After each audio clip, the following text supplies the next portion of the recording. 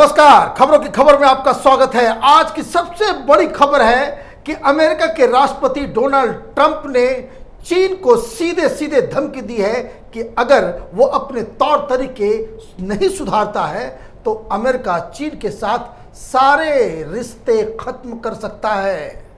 ये बहुत बड़ी बात है। ये बयान कब आ रहा है? ये बयान तब आ रहा है जब कल हवाईयन आइलैंड पे चीन और अमेरिका के विदेश मंत्रियों की 7 घंटे तक बातचीत हुई। बातचीत का नतीजा क्या निकला? बातचीत का नतीजा, चाइनीज तो बहुत चतुर होते हैं, इन्होंने कुछ ज़्यादा नहीं कहा इस मीटिंग के बारे में, लेकिन अमेरिका की तरफ से साफ साफ डोनाल्ड ट्रंप के प्रशासन ने ये कह दिया कि जो मीटिंग में चीन की तरफ से जो बातचीत हुई थी, 9 मुद्दे थे टोटल जो चीन के साथ अमेरिका बातचीत और समझना चाह रहा था। उस पे अमेरिकी सरकार की तरफ से कहा गया है कि दे आर नॉट फोर्थकमिंग, मतलब ये कि वो उलझा रहा है मसले को, साफ साफ अपनी बातें नहीं बता रहा है, ना ही साफ साफ अपने इरादे दुनिया के सामने रख रहा है। कहने का मतलब ये है कि चीन दुनिया के सामने कुछ और पोस्टरिंग कर रहा है और भीतर ही भीतर पर्दे के पीछे एक अजीबोगरीब किस्म की साजिश रच रहा है। और इसलिए अमेरिका ने यह तय किया है कि चाहे कुछ भी नुकसान हो जाए, लेकिन अगर चीन अपने रास्ते नहीं बदलता है तो टोटल कंप्लीट डीकॉपलिंग, मतलब ये कि सारे रिश्ते खत्म कर दिए जाएंगे। इसका असर चीन के ऊपर बहुत ज़्यादा पड़ने वाला है। और ये मैं आपको इसलिए बता रहा हूं कि सिर्फ अमेरिका की तरफ से ये बयान नहीं आया है, नाटो की तरफ से भी आज की खबर आई है कि उसको देखिए उसमें क्या लिखा हुआ है। नाटो की तरफ से साफ साफ कहा गया है, China is on our radar more than ever before, कि अब से पहले से अब कहीं ज़्यादा। नाटो क्या है? ये नॉर्थ अटलांटिक ट्रीटी ऑर्गेनाइजेशन है जिसमें तमाम जो वेस्टर्न पावर्स हैं ये उसमें शामिल हैं। जब कभी भी जैसे सद्दाम हुसैन के ऊपर हमला हुआ या अफगानिस्तान पे हमला हुआ, इराक के ऊपर जिस तरह का जो ऑपरेशन चलता है तो वो नाटो करती है, जिसमें यूनाइटेड स्टेट्स है, यूके है, ब्रिटेन है, फ्रांस है, इसमें जर्मनी है, ये सारे जो बड़े बड़े मुल्क हैं यूरोप और अमेरिका के, उसमें वो हिस्सेदारी सबसे पावरफुल मिलिट्री अलायंस है। इसके सामने चाइना की हवाइयाँ उड़ जाएगी। और इस तरह के बयान इस वक्त पे आ रहा है। इसमें क्या कहा गया है? इसमें जो नाटो में जो यूएस रिप्रेजेंटेटिव हैं उनकी तरफ से कहा गया है कि China's growing aggression with its neighbour like Japan and India and other territories like Taiwan. और ये बयान सिर्फ नाटो की तरफ से नहीं आया है, नाटो के अंदर जो यूएस के जो परमानेंट रिप्रेजेंटेटिव हैं उनका नाम है के बेले हचिसन। उन्होंने साफ साफ कहा, it's much more on our radar screen and I think it should be because we should assess the risk, hope for the best but prepare for the worst। कहने का मतलब ये है कि अगर स्थिति बिगड़ती है तो ये जापान, फिलीपींस, इंडिया उसकी बात नहीं रहेगी, नाटो इसमें शामिल हो जाएगा चीन को सबक सिखाने के लिए। इस बयान का यही मतलब है। कहने का मतलब ये है कि नाटो की तरफ से ये जो बयान आया है ये अपने आप में चीन के अंदर दहशत फैलाने के लिए काफ़ी ज़्यादा है। क्योंकि ये सारी चीज़ें कब हो रही है? ये तब हो रही हैं जब हिंदुस्तान और चीन की सेना गलवान वैली में बिल्कुल आमने सामने हैं। बातचीत के रास्ते बंद हो गए हैं। चीन ने साफ साफ कह दिया है कि भारत ने ही उसकी ज़मीन को कब्जा कर रखा है, सो भारत को ही पीछे आना पड़ेगा। और वो जो तस्वीरें आ रही है वो पीछे जाने के लिए तैयार नहीं है। और इस बीच जब ये सारी चीज़ें हो रही थी तो सबसे इंटरेस्टिंग और भारत के लिए सबसे अच्छी खबर ये है कि अमेरिका की तरफ से कल एक बयान जारी किया गया जिसमें उन्होंने साफ साफ कहा कि अमेरिकी सरकार ये जो हिंदुस्तान और चीन के बीच जो चल रहा है उस पर नज़र बनाए हुए है। और साथ ही साथ जो हिंदुस्तान के जो जवान, जो मिलिट्री ऑफिसर्स जो शहीद हुए हैं उनके लिए वहाँ से सद्भावना और पेश किया गया है। और ये कहा गया है कि वो इस चीज़ पे पूरी तरह से नज़र रखे हुए हैं। नोट करने वाली बात क्या है इसमें? मरे तो चाइनीज भी हैं, क्योंकि ये रिलीज की भाई वहां पे 40 के आसपास चाइनीज आर्मी वालों की डेथ हुई है, ये खबर अमेरिकी इंटेलिजेंस की तरफ से ही पूरी दुनिया के सामने आई। लेकिन वहां की प्रशासन चाइनीज डेथ जो हुई है उसके बारे में बिल्कुल चुप है।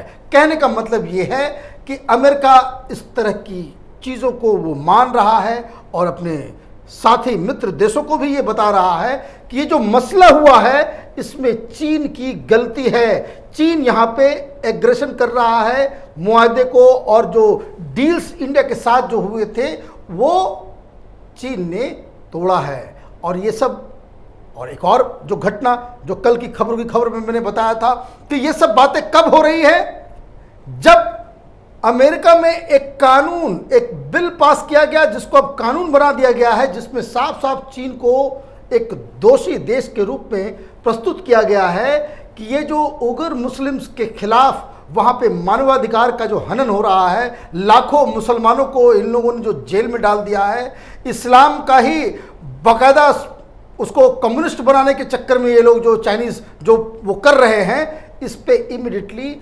बंद होना चाहिए। अदरवाइज जो अधिकारी हैं, जो सरकार है, जो देश है, उसके खिलाफ अमेरिका प्रतिबंध लगा सकता है। और ये इसलिए और भी महत्वपूर्ण है कि ये फैसले तो हो ही रहे हैं। साथ साथ 3 अमेरिका के न्यूक्लियर एयरक्राफ्ट कैरियर युद्धपोतों को चाइना की तरफ भेज दिया गया है साउथ चाइना सी में। कहने का मतलब कि पूरी दुनिया में चीन पूरी तरीके से अब घिरता चला जा रहा है। लेकिन हेकड़ी चीन की देखिए, आज वहाँ पे ग्लोबल टाइम्स में भारत को धमकी दी गई है कि हिंदुस्तान में जिस तरह से चीनी कंपनियों के साथ लोग वहाँ पे बर्ताव कर रहे हैं, इसको रोकना चाहिए। ये नेशनलिज्म का जो फ्रेंजी है, जो लेफ्ट लिबरल कबाल हिंदुस्तान में जो शब्दों का इस्तेमाल करता है, ये जो जिंगोइज्म है, इस पे लगाम लगाने की ज़रूरत है। चीन को ये बात समझ में आना चाहिए कि कम्युनिस्ट पार्टी तो किसी मुल्क, किसी देश, किसी राष्ट्रीयता में बिलीव नहीं करती है। ये तो विस्तारवादी, ये तो बिल्कुल ही एक अजीबोगरीब, एक बहुत ही निम्न स्तर की आइडियोलॉजी को लेकर के चलती है। पूरी चाइनीज सिविलाइजेशन को इन लोगों ने तबाह और बर्बाद कर दिया। हिंदुस्तान एक जीता जाता मुल्क है। बॉर्डर पे सैनिक लड़ेंगे तो बॉर्डर के अंदर हिंदुस्तान में जो इकोनॉमी, जो पैसे जो कमाने का जो मशीन यहाँ पे इन लोगों ने पैदा कर रखा है चीनियों ने, उसको हराने के लिए हिंदुस्तान की जनता भी अपनी लड़ाई लड़ेगी। अब लड़ाई की बात आई तो मैं देख रहा था कि जो चाइनीज़ एक वहाँ पे वेपनरी एक मैगजीन है जो वेपन्स के ऊपर और जो कॉम्बैट कैपेबिलिटीज़ के ऊपर, आर्मी के ऊपर बाकायदा एक मैगजीन वहाँ निकलती है, उसका नाम है हुआंग गुओजी।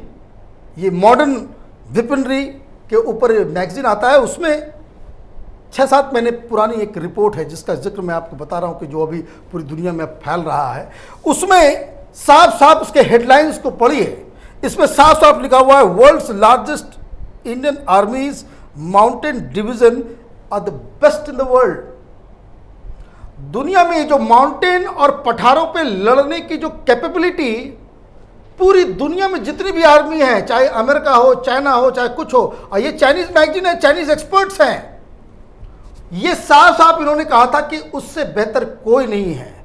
2 लाख माउंटेन में लड़ने वाले हमारे पूरे बिल्कुल ही trained world class top class troops हमारे पास है।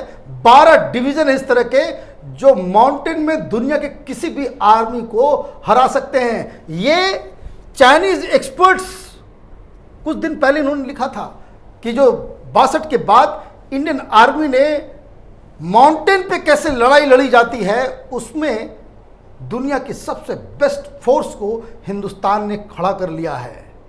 और ये लड़ाई कहाँ होगी? तो ये लड़ाई माउंटेन और पठार के ऊपर ही होने वाली है। इसलिए जो चाइनीज़ जो गिदर भभकी दे रहे हैं कि हम आ जाएंगे, हम घुस जाएंगे, तो ये नहीं होने वाला है। क्योंकि हिंदुस्तान की जो आर्मी है इस बार 62 नहीं दोहराया जाएगा। इस बार माउंटेन के अंदर ही इनकी कब्रें खोद दी जाएंगी, ये वापस बीजिंग नहीं लौट पाएंगे। और तो और कुछ और भी मैं खबरें देख रहा था, वो चाइनीज़ रिपोर्ट्स में ही कि कुछ 6-7 महीने पहले एक रिपोर्ट आई थी जिसमें बताया गया कि जो चाइनीज आर्मी है इसमें 20% लोग ऐसे हैं जो लड़ने के काबिल नहीं है, पहाड़ में नहीं, जमीन पे ही। पहाड़ में आने के बाद स्थिति और भी बदलेगी, क्योंकि बहुत सारे इसमें 30 से 40% आर्मी मैन जो वहाँ पे जो जवान हैं वो नशे के आदी है। ये बातें ये चाइनीज मैगजीन्स वहाँ छाप रही थी, जो कंसर्न कि भाई आर्मी का क्या क्या प्रॉब्लम है। तो एक बात, एक हमारे बहुत बड़े जनरल से मेरी बातचीत हो रही थी, उन्होंने साफ साफ कहा कि जब लड़ाई होती है तो लड़ाई बंदूक से नहीं होती है, लड़ाई मशीन से नहीं की जाती है, लड़ाई में जीतता वही है जिसका जज्बा मजबूत होता है। जिस तरह से हमने कारगिल में हमने बिल्कुल ही डिसएडवांटेज पोजीशन में रह करके भी कारगिल को फतह किया था, इस जगह पे जो गलवान वैली है, लद्दाख है, या फिर उत्तरांचल है, या फिर हिमाचल प्रदेश में जो कुछ जगह जो स्पॉट्स हैं जहाँ पे ये चीज़ हो सकता है, या अरुणाचल प्रदेश है, यहाँ पे हम बिल्कुल ही मजबूत स्थिति में हैं। और तो और अभी हाल में ही CNN ने एक रिपोर्ट लिखी है, देखिए उसमें क्या लिखा हुआ, उसका हेडलाइंस ही है कि China has no military advantage over battle harden Indian army. इसमें साफ साफ लिखा गया है कि India is by far the more experience and battle harden side, having fought a series of limited and low intensity conflict in its recent past. China, on the other hand, has not experienced the crucible of combat since conflict with Vietnam in 1979. ये CNN की report है। वैसे हिंदुस्तान के favour में तो कभी नहीं लिखता है, लेकिन इसको भी ये मानना पड़ रहा है कि अगर युद्ध होता है छोटे स्केल में या बड़े स्केल में, तो जो चाइनीज़ आर्मी का जो इनएक्सपीरियंस है वो उस पर हिंदुस्तान की सेना चीन पे इस बार बहुत ज़्यादा भारी पड़ने वाली है। तो कहने का मतलब ये है कि दुनिया चीन को एक विलन मान रही है। नेटो की तरफ से बयान आ रहे हैं, बहुत सारे देश जिनको आप ये समझ लीजिए कि कर्ज दे करके चीन उनकी जमीन को हड़प रहा है। ये जो हिंदुस्तान को 192 में से 184 वोट्स मिले हैं सिक्योरिटी काउंसिल में, वो किस लिए मिले हैं? क्योंकि सब चाह रहे हैं कि जिस तरीके से पूरी दुनिया को चीन गुलाम बना लेना चाह रहा था, वो सारे लोग हिंदुस्तान के साथ खड़े हो रहे हैं। एक तो ग्लोबल इन्वायरमेंट हिंदुस्तान के तरफ वो झुकता नजर आ रहा है। इंटरनेशनल पॉलिटिक्स में हिंदुस्तान को कई जगहों से मदद मिलने वाली है, और हिंदुस्तान भी जिस जगह पे जो थिएटर ऑफ वॉर होने वाला है, वहाँ पे भी हिंदुस्तान की जो आर्मी है वो चीनियों को दांत खट्टे कराने के लिए पूरी तरीके से सक्षम है। आप देखते रहिए कैपिटल टीवी। हमारे वीडियोस को लाइक कीजिए, शेयर कीजिए और हमारे चैनल को सब्सक्राइब कीजिए। धन्यवाद।